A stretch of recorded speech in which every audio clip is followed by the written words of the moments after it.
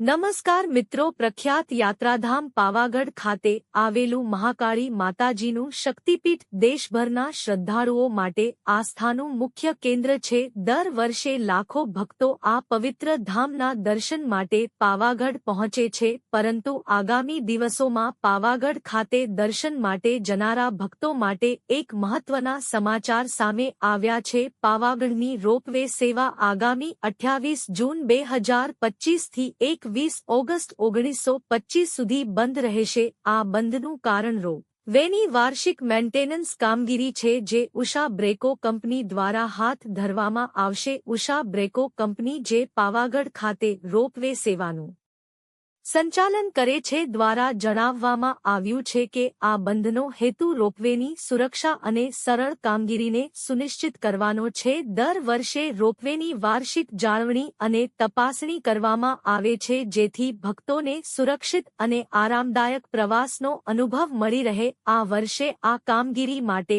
5 દિવસનો સમય નક્કી કરવામાં આવ્યો છે, જે દરમિયાન રોપવે સેવા સંપૂર્ણપણે બંધ રહેશે।